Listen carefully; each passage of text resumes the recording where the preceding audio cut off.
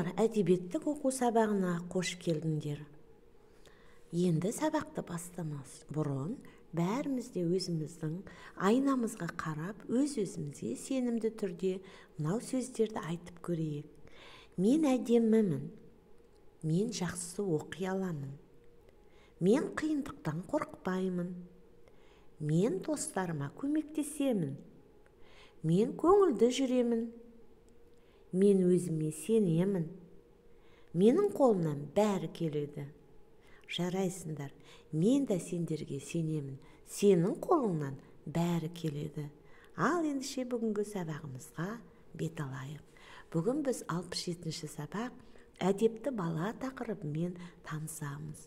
Өздеріңіз суретте көріп тұрғандай, әдепті бала қоғамдық көлікте үлкен кісілерге орын береді екен.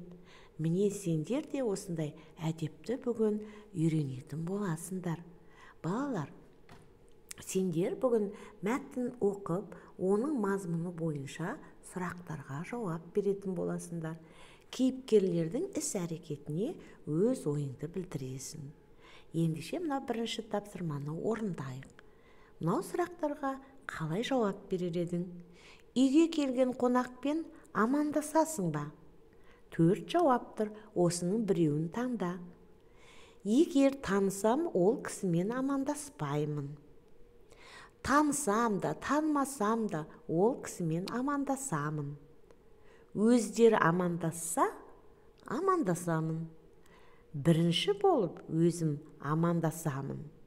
Ендеше, осы 4 жауаптың біреуін таңдап, келесі сабақта дәлелдеп беруге дайын болыңдар.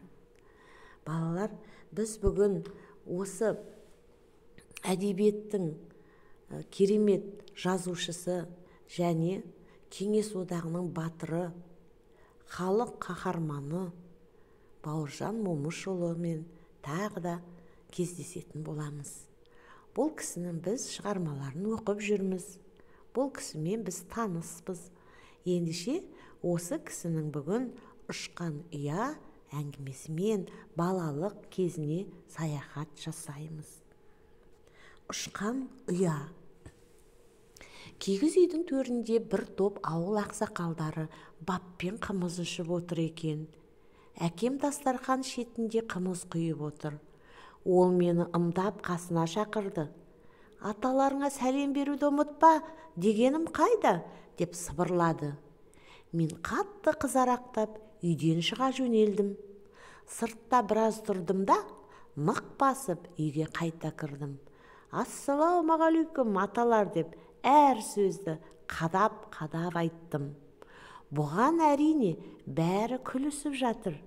Бәрі де бір ауыздан уағалейкум ассалам десті. Содан соң әр қайсысы маңдайымнан сипап мақтады.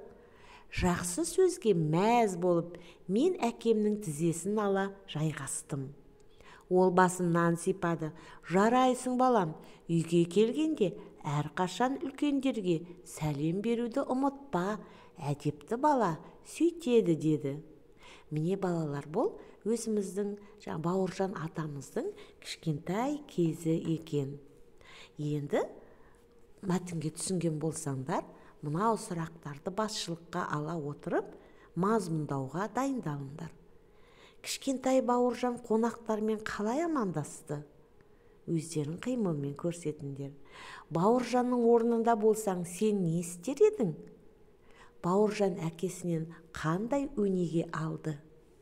Ендеше балалар, осы сұрақтарды қосымша қоя отырып, осы әңгіменің мазмұнын айтуға дайын боламыз. Тапсырмалар. Дәптерге тапсырма. Бауыржанның әкесі айтқан ақыл сөзді тауып, көшіріп жазып кел. Және осы мәтінді қайта оқып түсініп, мазмұнын айт. Ендеше балалар, бүгін біздің сабағымыз аяқталды. Егер сен осы тапсырманы жақсы орындасаң, онда жақсы бал аласың. Жұмыстарыңа сәттілік.